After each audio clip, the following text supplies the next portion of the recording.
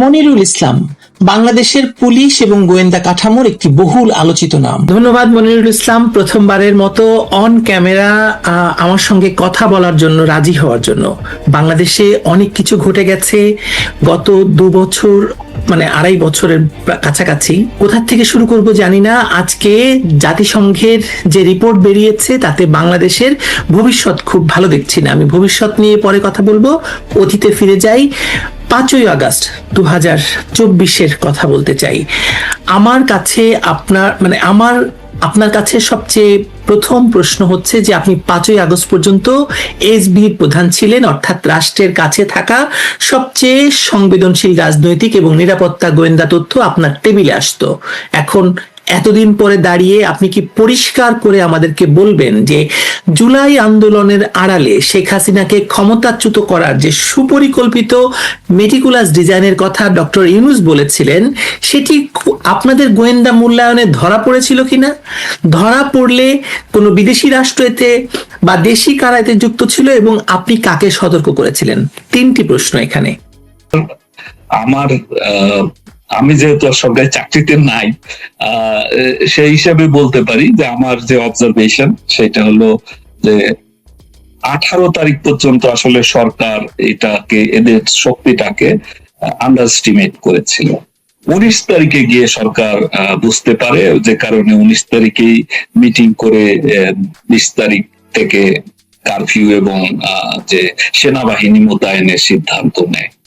তো ওই সময়টা তো আসলে তারপরে যে ঘটনাগুলো ঘটেছে এগুলো সরকার চেষ্টা করেও আসলে নিয়ন্ত্রণ করতে পারেনি, কারণ এত নানামুখী শক্তি ওইটার সাথে যুক্ত হয়ে গিয়েছিল।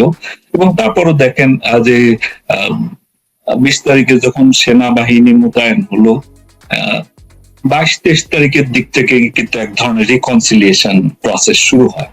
21 তারিখে যেমন রায়টা হয়, জুলাইয়ের 21 তারিখে অ্যাপিলেট ডিভিশন রায় দেয় যে, অর্থাৎ হাইকোর্টের রায়টাকে স্থগিত করে দেয়, অর্থাৎ আগের সেই ইয়েতে চলে যায় যে কোটাবিহীন যেটা এখনো আছে, তো সেটা হয়ে যায়। তো ফলে ওইটার কারণে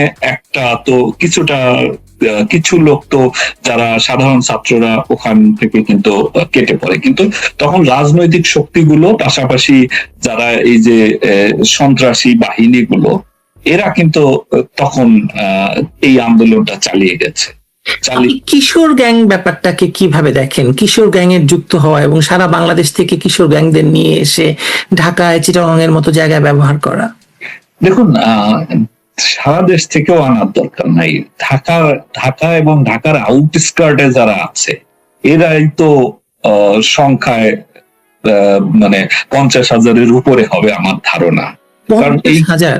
হ্যাঁ, আপনার এদিকে সাভার, কেরানীগঞ্জ, নারায়ণগঞ্জ, তারপরে এই গাজীপুরের কিছু অংশ, অর্থাৎ টঙ্গী গার্মেন্টস এলাকা, তারপরে কিছু মাদ্রাসার ছাত্র আছে যারা, বিশেষ করে তামিরুল মিল্লাত যে মাদ্রাসা টঙ্গীতে সবচেয়ে বড় মাদ্রাসা, যাত্রাবাড়িতে ওদের শাখা আছে। ঢাকা শহর তো চারদিক দিয়ে মাদ্রাসা দিয়ে ঘেরা। হ্যাঁ, আপনার প্রবেশ পথগুলো, ঢাকা শহরের প্রবেশ পথগুলোই তো পুরোপুরি অরক্ষিত। এই মাদ্রাসা কুতুবদিয়া, ওইখানে এই পাশে তামিরুল মিল্লাত, এই পাশে হচ্ছে কি যেন এই কেরানীগঞ্জে যেটা আর কি, ওই মাদ্রাসাটা। একটা না মাদ্রাসা এখানে 1000 খানেক মাদ্রাসা হবে ঢাকার আউটস্কার্টে সব মিলিয়ে। তো সবগুলো মাদ্রাসায় তো আর আসলে এই মিলিটেন্ট ট্রেনিং করেও না। অনেক মাদ্রাসা আছে তারা এগুলোর সাথে ইনভলভ হয় না। তো এই যে এবং আপনি যদি দেখেন যে 21 তারিখের পর যখন রায়টা ঘোষণা হলো, তখন কিছু মানুষ ডিসইন্টারেস্টেড হয়ে গেল এই আন্দোলন থেকে।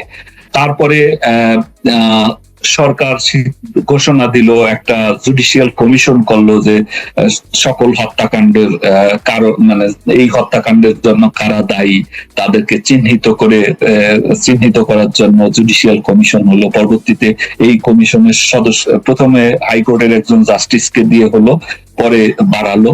তারপর মাননীয় প্রধানমন্ত্রী ওই সময়ে বিভিন্ন হাসপাতালে আহতদের দেখতে গেলেন এবং উনি গিয়ে ঘোষণা দিলেন যে বিনা মূল্যে এদের চিকিৎসা হবে এবং চিকিৎসা না করে যাতে কেউ বের হতে না পারে, যেটাকে দেখলাম যে এই যে হ্যাঁ, অ্যাডভোকেট তাজুল সাহেব যেটা মিস ইন্টারপ্রেট করলো। ওই বেটা তো আসলে ইংরেজি কিছু বোঝে না, যে কারণে ও আর মিনিংটাও বুঝতে না পেরে মিস ইন্টারপ্রেট করেছে। এবং একই সাথে উনি এসবি কে একটা দায়িত্ব, হোম মিনিস্ট্রিকে একটা দায়িত্ব দিয়েছিলেন যে আবু সাইদ সহ যারা মারা গেছে তাদের পরিবার বর্গের সাথে উনি মাননীয় প্রধানমন্ত্রী কথা বলবেন। অ্যাকর্ডিংলি আমরা প্রথম পর্যায়ে 27টার মতো ফ্যামিলি, যেখানে আবু সাইদের বাবা এবং ভাই আরো বেশ কিছু যারা মারা গিয়েছিল তাদের পরিবারকে আমরা ঢাকায় নিয়ে আসলাম এবং এনে গণভবনে তাদেরকে হাজির করলাম। মাননীয় প্রধানমন্ত্রী প্রত্যেকের সাথে কথা বললেন, তাদের সান্ত্বনা দিলেন এবং তাদের যারা মারা গেছে তাদের হত্যার বিচার করবেন যদি কাদের হাতে মারা গেছে সেটি নির্ধারণের পর, এবং প্রত্যেককে 20 লক্ষ টাকা করে ক্ষতিপূরণ দিলেন। এবং উনি ঘোষণা দিলেন যে যারা এইখানে ক্ষতিগ্রস্ত হয়েছে সবাইকে উনি ক্ষতিপূরণ দেবেন। তো তখন কিন্তু আন্দোলন কিছুটা মানে সাধারণ যারা ছাত্ররা ছিল তারা কিন্তু তখন অনেকেই আন্দোলনে ইন্টারেস্ট হারাই ফেলছে, কিন্তু তখন আসলে রাজনীতিবিদরা অর্থাৎ সরকার মাঠে নেমে গেছে, বিদেশিরা মাঠে নেমে গেছে। এবং আমরা জুলাই মাঝামাঝির পরপরই আমরা একটা তথ্য পেলাম যে জামাত ইসলামের নেতারা বলা বলি করছে যে এই আন্দোলন, অর্থাৎ তারা যে সমন্বয়ক এবং সহ সমন্বয়ক করলো, অর্থাৎ সমন্বয়কের সংখ্যা বাড়লো 6 থেকে, তো ওইটা তখনই তারা বলছে যে এই 5-6 জন থাকুক না থাকুক কিচ্ছু আসে যায় না, এখন আন্দোলন আমাদের হাতে এবং আমরা এই যে, কারণ সমন্বয়ক সহ সমন্বয়কদের অধিকাংশ আমাদের লোক, কাজেই এই আন্দোলন আমরা এই সরকারকে যেতে হবে, এটা সিদ্ধান্ত। এবং 26 বা 27 তারিখের দিকে যতদূর মনে পড়ে মির্জা ফখরুল সাহেব যখন ঘোষণা দিলেন যে সরকার পতনের আন্দোলন, এক দফার আন্দোলন, তখন আসলে এই আন্দোলনটা ছাত্র আন্দোলনে ছিল না। তো তখন সেনাবাহিনী অনেকটা ইনঅ্যাক্টিভ হয়ে গিয়েছে। তার মানে তো আপনারা মানে এসবি আসলে সরকার পতনের পরিকল্পনার ইঙ্গিত আগে থেকেই পেয়ে গেল, তাহলে 5ই আগস্ট রাষ্ট্র এত দ্রুত ভেঙে পড়লো কি করে? এটি আসলে বলতে হবে যে এইটি ডিপ স্টেটের একটা ইনফ্লুয়েন্স বাংলাদেশে সেনাবাহিনীর ভিতরেও ছিল। সেনাবাহিনীতে একটা ডিপ স্টেট, যেহেতু সেনাবাহিনী বাংলাদেশে মানে অ্যাডমিনিস্ট্রেটিভ সার্ভিস বা পুলিশ বা অন্যান্য জুডিশিয়ারি সবার চাইতে ওইখানে তারা অপেক্ষা কিন্তু একটা ইনস্টিটিউশনালাইজড অর্গানাইজেশন এবং শক্তিশালী অর্গানাইজেশন। কারণ দেখেন আপনি 5 তারিখের পরে কোনো ইভেন স্কুলের হেডমাস্টার পর্যন্ত বদল হয়ে গেছে, কিন্তু 3 বাহিনী প্রধান কিন্তু রয়ে গেছে। বিজিবির যে ডিজি, যার এই আন্দোলন দমন করার জন্য যার আগ্রহ ছিল সবচেয়ে বেশি এবং সবচেয়ে বেশি যে তৎপর ছিল, সেও থেকে গেছে। অর্থাৎ এখানে রিটায়ার্ড এবং সার্ভিং গ্রুপের ভিতরে ডিপ স্টেট কাজ করে। তাদের একটা মিনি ডিপ স্টেট আছে যেটা সবসময় সরকারের পক্ষে কাজ করে তা নয়, সরকারের বিপক্ষে কাজ করে এবং তারা মূল ডিপ স্টেটের সাথে মিলেমিশে কাজ করে। তো এখানে আমরা দেখেছি যে সেনাবাহিনীর একটা অংশ আসলে বলা যায় যে এই মানে এই সরকারের যে একটা পরিকল্পনা ছিল যে কিভাবে এই আন্দোলনটা থামিয়ে দেওয়া যাবে, সেইটার পিছনে ছুরিকাঘাত করেছে। যেমন আপনি যদি লক্ষ্য করেছেন কিনা আমি জানি না, হারুন ইজহার চিটগাংয়ের, সে কিন্তু প্রকাশ্যেই বলেছে তাকে ফোন করেছিল একজন মেজর বা লেফটেন্যান্ট কর্নেল বা কর্নেল র্যাঙ্কের, যে কোনোভাবে আন্দোলন থামাবেন না। তো এখানে কিছু রিটায়ার্ড এবং সার্ভিং কিছু লোক ছিল, সেটা আমরা বুঝতে পারছি। এইটা যে কারণে এই এই আন্দোলন যে তো আপনাদের মধ্যে, এসবির মধ্যে, ডিবির মধ্যে, ডিজিএফআই এর মধ্যে সমন্বয়, এনএসআই এর মধ্যে সমন্বয় কেমন ছিল? নাকি মানে রাজনৈতিক সরকার সেটি শোনেনি, আপনাদের বিশ্বাস করেনি, নাকি সেনাবাহিনী, পুলিশ এবং গোয়েন্দা কাঠামোর কোনো কোনো অংশ শেষ মুহূর্তে সরকারের নির্দেশ মানতে অস্বীকৃতি জানিয়েছিল, কোনটা? এটি তিন গোয়েন্দা সংস্থার ভিতরে মোটামুটি সমন্বয় ছিল, এবং গোয়েন্দা সংস্থার সাথে পুলিশের, ইউনিফর্ম পুলিশ যারা ছিল, বিজিবি, র্যাব, তাদেরও সমন্বয় ছিল। কিন্তু সমস্যা হচ্ছে, যেহেতু সেনা মোতায়েন ছিল, এই সেনা বাহিনীর যে ডিপ স্টেটের যে অংশটা, এরা আসলে ভিতরে ভিতরে সরকারের বিপক্ষে এবং স্যাবোটাজ করেছে বলা যায়। কারণ এখানে যদি রাজনৈতিক শক্তিকে মোকাবেলা করার জন্য বা এই আন্দোলনে মানে আওয়ামী লীগ তো একটা বড় দল, কোনো সন্দেহ নাই, এত নির্যাতন নিপীড়নের পরেও এখন মানুষের মুখে মুখে, কিন্তু বাংলাদেশের মানুষের মুখে মুখে আওয়ামী লীগের নাম, যদিও ক্ষমতাসীনরা সাধারণ মানুষের কথা কখনোই শুনে না বা শুনতে পায় না, কারণ কান অনেকটা তারা বধির থাকেন, যে দেওয়ালের ভাষা বুঝতে পারেন না। কিন্তু ফলে এই যে রাজনৈতিক শক্তিটাকে আসলে কাজে লাগানো হয়নি আমি মনে করি। যেমন 5 তারিখে ধরেন, যে 5 তারিখ মানে ইভেন 3-4 তারিখের দিকে যদি আওয়ামী লীগ একটা বড় জমায়েত করতো, তারা তো 5-10 লাখ লোক জমা করার ক্ষমতা রাখতো, তাহলে কিন্তু এইটা তারা একটা জায়গায় অবস্থান করলেও সেটাও কিন্তু এই আন্দোলন কে নিয়ন্ত্রণ করার ক্ষেত্রে এটা একটা ভূমিকা পালন করতো, কারণ ওদের উপরে সাইকোলজিক্যাল ইফেক্ট তৈরি হইতো, এবং রাজনৈতিক শক্তিগুলো তখন অন্য মানে সরকার বিরোধী শক্তিগুলো ভয় পেয়ে যেত। হ্যাঁ, আমরা রাজনৈতিক কোন ধরনের মুভমেন্ট তখন দেখিনি। তো এইটা আসলে এইটা আমি যতদূর দেখেছি, এটা আসলে মানে সমাবেশ ডেকেও, জমায়েত ডেকেও এটা পরবর্তীতে স্থগিত করা হয়। এটা ওই যে আসলে সেনাবাহিনীর পক্ষ থেকেই বলা হয় যে যেহেতু কারফিউ হবে, কারফিউর ভিতরে এদেরকে আসতে দেওয়া যাবে, কারফিউ তাইলে মানা ইম্পোজ করা সম্ভব হবে না। এবং 5 তারিখের ঘটনাটি আসলে খুবই এটি এই ঘটনাটি ঘটে যাওয়ার 4 তারিখের ঘটনা আমি বলি, তো নানাভাবে নানাজন নানা রং মাখিয়ে বলছে।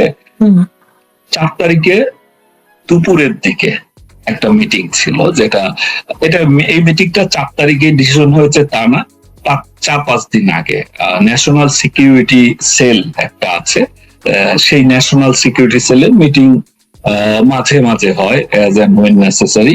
তো অ্যাকর্ডিংলি যে এই ধরনের ক্রাইসিস তৈরি হলে তখন এই মিটিংটা হয়।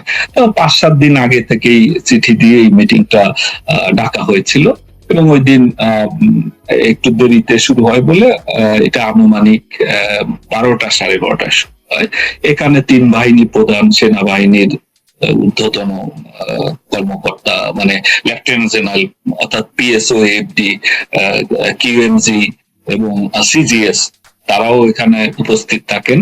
পাশাপাশি কয়েকটা মন্ত্রণালয়ের মন্ত্রী, সচিব এবং গোয়েন্দা সংস্থাগুলোর প্রধান, পুলিশ প্রধান, তারপরে র্যাবের ডিজি, বিজিবি, আনসার, ডিজি, তারাও এখানে উপস্থিত ছিলেন।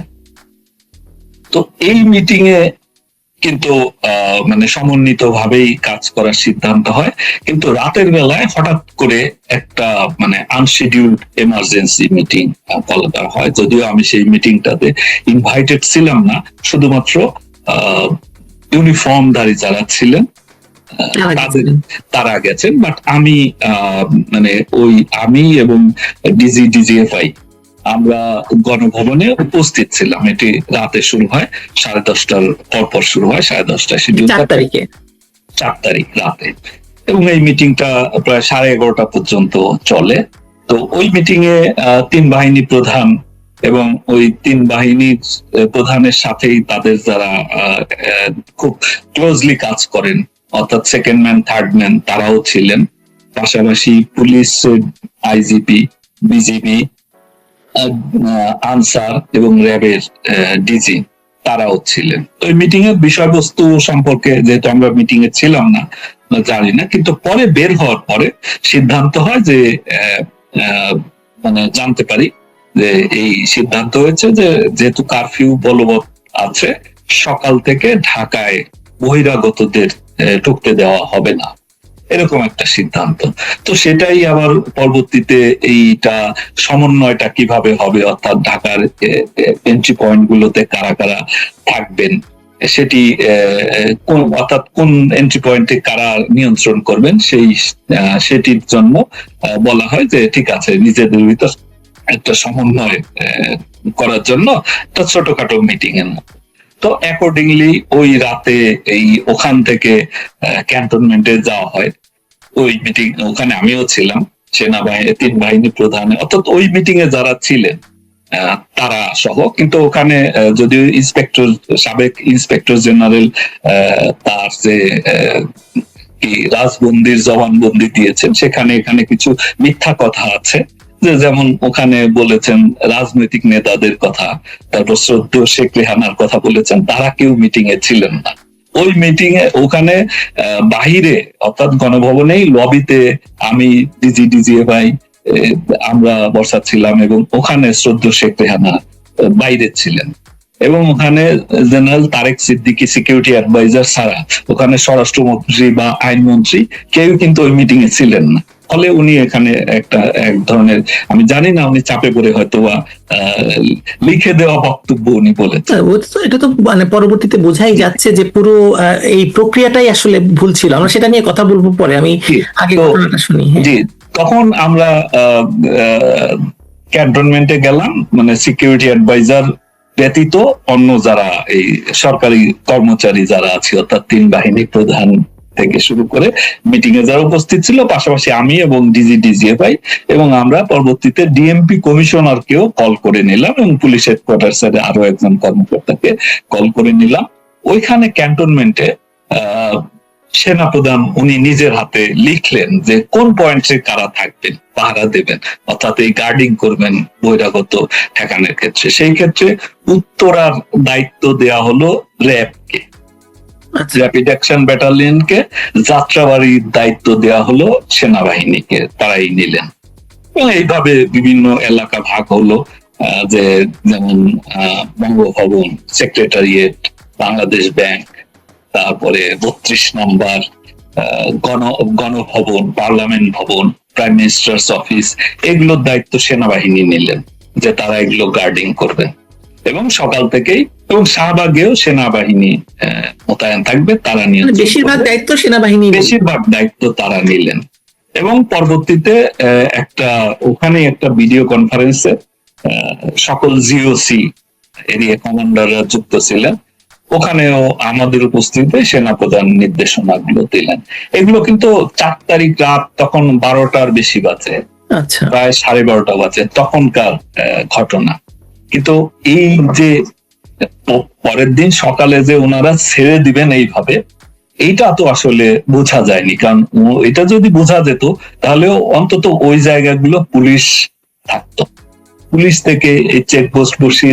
চেকপোস্টে আমি একটা ঘটনার কথা জানি, বনানীতে পুলিশ চেকপোস্ট থেকে যিনি দায়িত্বে ছিলেন তাকে সেখান থেকে সরিয়ে দেয় ডিজিএফআই নির্দেশনা দিয়ে।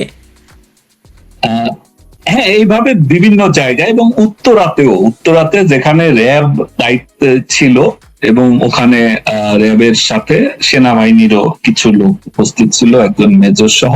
তো ওখানেও যখন ছেড়ে দিল, তখন আমরা যখন উত্তরার ডিসি এবং ওখানে আরেকজন অফিসারকে ওখানে মোতায়েন করা হয়েছিল, ডিসি পদমর্যাদার, তাদেরকে জিজ্ঞাসা করা হয় যে ওখানে কেন তোমরা ছেড়ে দিলে, তখন বলে যে মেজর সাহেব আমাদেরকে বলেছে।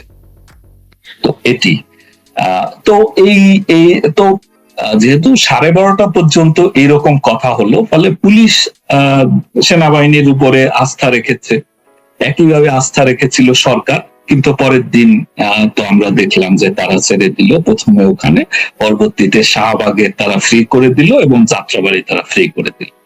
তো ফলে বাদ বাকি জায়গা তো পুলিশ অল্প কিছু জায়গার দায়িত্বে ছিল, তো সেগুলো তারা রক্ষা করতে সক্ষম হয় নাই।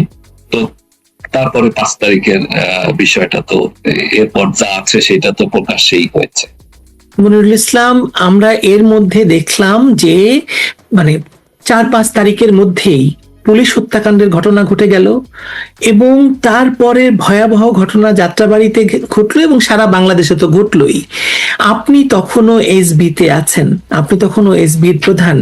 এই যে আপনার কাছে কি অ্যাকাউন্ট আছে যে কত সংখ্যক পুলিশ আসলে মারা গেছে? দেখুন, আমরা যদি শুধু 4-5 তারিখ নিয়ে থাকি পুলিশ হত্যার ঘটনা, তাহলে কিন্তু ঠিক হবে না।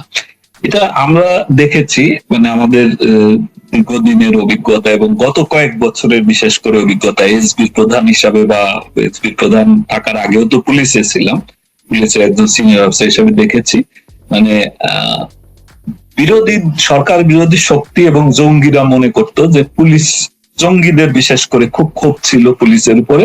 তারা মনে করত, তারা ধরেই নিয়েছিল যে মানে কারণে, পুলিশের কারণে তারা বাংলাদেশকে সেই যে নিতে পারে না, আইএস এর যে প্রভিন্স এইটা ওয়ালিয়া, এটা ঘোষণা করতে পারে নাই, যেটা তাদের 17 সালের মার্চ মাস নাগাদ মানে আইএস এর পক্ষ থেকে বাংলাদেশকে বেঙ্গল প্রভিন্স, বেঙ্গল ওয়ালিয়া এটা ঘোষণা করার কথা ছিল। তো ফলে সেটি তারা ওখানে সফল হয় নাই এবং পরবর্তীতে দেখা গেছে যে বিরোধী দলের যত জ্বালাও পোড়াও আন্দোলন হয়েছে আমরা জানি, হেফাজত থেকে শুরু করে, সেগুলো পুলিশ সফলভাবে সেগুলো নিয়ন্ত্রণ করতে পেরেছে, মানুষের জানমালের নিরাপত্তা সেটি দিতে পেরেছে। আপনার 2015 সালের যে সেই অনির্দিষ্টকালের জন্য অবরোধ, সেই ঘটনার কথা মনে আছে। তো সেই সবগুলো ঘটনাই পুলিশ সাকসেসফুলি ট্যাকল দিয়েছে। ফলে পুলিশের উপরে আসলে ক্ষোভ জমছিল। 18 তারিখ থেকেই কিন্তু পুলিশকে টার্গেট করে এবং 18 তারিখে ঢাকা শহরে যত মানে পুলিশ বক্স ছিল কিংবা ফাঁড়ি ছিল, অনেকগুলো তারা জ্বালিয়ে পুড়িয়ে দেয়, সম্পূর্ণ পুড়িয়ে দেয়। পুলিশ ভেহিকেল যেখানে যেটা পেয়েছে সেটাকে ধ্বংস করে। পাশাপাশি এই চিত্র তো মনে থাকার কথা যে পুলিশকে ডিউটিরত নয় এমন পুলিশকে তাদেরকে ঝুলিয়ে রেখেছিল। এটা তো 18-19 তারিখের কথা। এবং শুধু তাই নয়, এটা সম্ভবত শুক্রবার ছিল, 19 তারিখ বা 18 তারিখ কোন একদিন শুক্রবার ছিল। মসজিদের মাইক থেকে তারা ঘোষণা করেছে যে বিভিন্ন এলাকায় মানে প্রাইভেট বাসার মালিক যারা পুলিশকে ভাড়া দিয়েছেন, পুলিশ সদস্যদের বের করে দিতে হবে বাসা থেকে, না হলে ওই বিল্ডিং আগুন দিয়ে পুড়িয়ে দেওয়া হবে। তো এটি তারা টার্গেট করে শুরু করেছে কিন্তু মানে 18 তারিখ থেকেই, যে তাদের টার্গেটই ছিল পুলিশ। এবং 4 তারিখে তো মানে 4 তারিখ পর্যন্ত, ইভেন ওই 18-19 তারিখেও অনেকগুলো, ঢাকার বাইরেও অনেকগুলো পুলিশ ফাঁড়ি বা পুলিশ থানা সেগুলো কিন্তু চালিয়ে দেয়। নরসিংদীতে আমরা দেখলাম ওই জেলখানা পরিদর্শনে যখন গেলাম, এই যে ধ্বংসস্তূপ দেখতে, এরপর কাছাকাছি একটা হাইওয়ে পুলিশ ফাঁড়ি, যারা আসলে জাস্ট হাইওয়ের যানবাহন এইগুলোই নিয়ন্ত্রণ করে, যাদের অপারেশনাল অন্য কোনো কাজ নাই, ল অ্যান্ড অর্ডার, ওইটাও একেবারে ভেঙে চুরে জ্বালিয়ে দেওয়া হয়েছে। এইভাবে অসংখ্য ঘটনা 18-19 তারিখেই কিন্তু ঘটেছে। তো আর এটা চূড়ান্ত রূপ নেয় 4 তারিখে সিরাজগঞ্জে। আমরা দেখি যে ওই যে 14 জন পুলিশ সদস্য মারা গেছে। আর 5 তারিখের তো আসলে অনেক পুলিশ সদস্য মারা গেছে, যেগুলো অনেক পুলিশ সদস্য এখন পর্যন্ত কাজে ফেরেনি। তো ধরুন যে সিনিয়র অফিসার যাদের নামে মামলা মোকদ্দমা আছে, তো মামলা মোকদ্দমা থাকা পুলিশ সদস্যরা না হয় পলাতক, কিন্তু যাদের নামে কোনো মামলা নাই, কনস্টেবল, এএসআই কিংবা সাব ইন্সপেক্টর, তারা কাজে ফেরে নাই, তার মানে এই লোকগুলো মিসিং। এখন এই সংখ্যাটা সফলভাবে এখন পর্যন্ত সরকার, কিন্তু আপনার কাছে কোনো আনুমানিক সংখ্যা আছে মনিরুল ইসলাম? এটি আমি আনুমানিক, আপনার ফোর্স, আপনি এটার মানে এটার বস ছিলেন, আপনি এটার প্রধান হিসেবে ছিলেন, আপনার ফোর্সের মানুষেরা।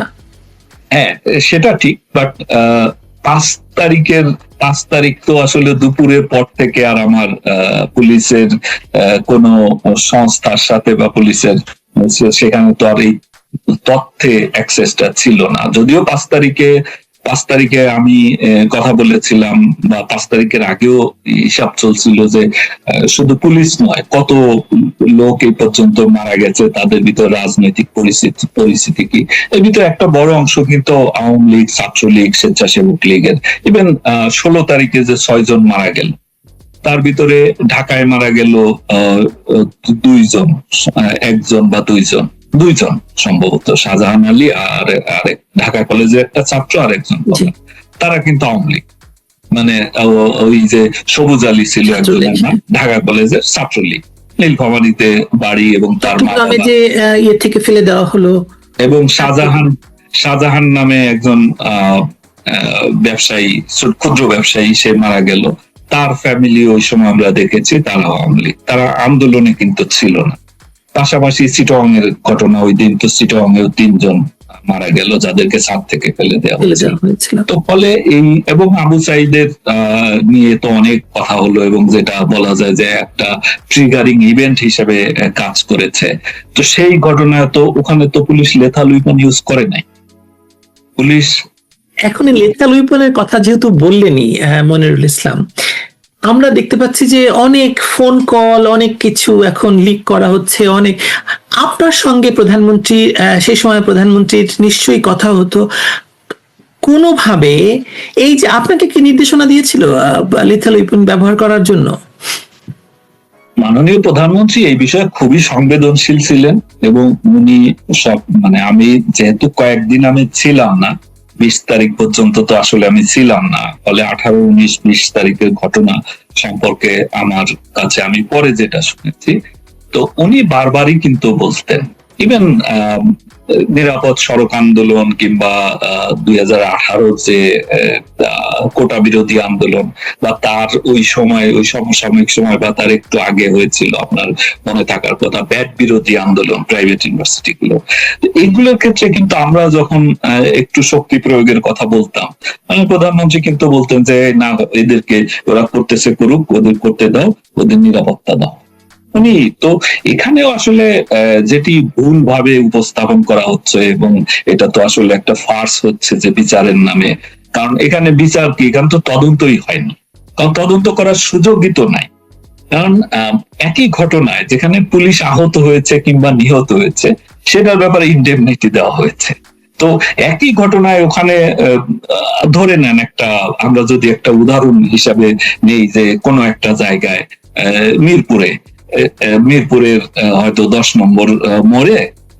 নম্বরের মোড়ে ওখানে পুলিশের সাথে জনগণের সংঘর্ষ হয়েছে বা আন্দোলনকারীদের সংঘর্ষ হয়েছে, ওখানে একজন পুলিশ মারা গেছে, 5 জন আহত হয়েছে, আর ওখানে 2 জন বা 3 জন আন্দোলনকারীও মারা গেছে।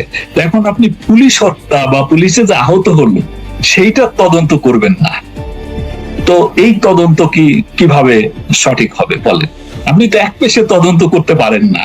এখানে পুলিশের তো ফোর্স ইউজ করা, তো পুলিশ আইনগতভাবে পুলিশ এম্পাওয়ার্ড, যে প্রয়োজন অনুযায়ী তারা শক্তি ব্যবহার করবে, এবং সেই শক্তি মানে ওয়ার্নিং থেকে শুরু করে লেথাল উইপন পর্যন্ত, যেখানে যেটা প্রয়োজন। শুধু কিন্তু এই ক্ষেত্রে তদন্তের ক্ষেত্রে দেখা দরকার যে পুলিশ কোন পরিস্থিতিতে শক্তি ব্যবহার করেছে, এইটা কি আসলেই ওইখানে পরিস্থিতিটা শক্তি প্রয়োগের জন্য পরিস্থিতি উদ্ভব হয়েছিল কিনা, এর চাইতে কম শক্তি ব্যবহার করে এটা নিয়ন্ত্রণ করা যেত কিনা, নাকি পুলিশ অতিরিক্ত করেছে, সেটাই তো তদন্তের বিষয় হওয়ার কথা। কিন্তু এগুলো তো কিছুই না, এগুলো ইন্ডেমনিটি দিয়ে এগুলো তদন্তই করা যাবে না, বিচার করা যাবে না, মামলা নেওয়া যাবে না, এইটা বলে আপনি তদন্ত করছেন, এইটা তো কোনো তদন্তই না। আর এটা বিচার তো, এটা এই বিচার তো এক পেশে, এবং এই বিচারের রায় আগে থেকেই লেখা, এবং একটা নির্দিষ্ট মানুষকে বা নির্দিষ্ট কয়েকজন মানুষকে শাস্তি দেওয়ার জন্যই করা হচ্ছে, এটা বোঝা যাচ্ছে। কিন্তু আপনি এই পর্বে আপনি আমাকে বলবেন যে অন্তত পক্ষে আপনার ধারণা মতে কত সংখ্যক পুলিশ মিসিং আছে এবং নিহত হয়েছেন?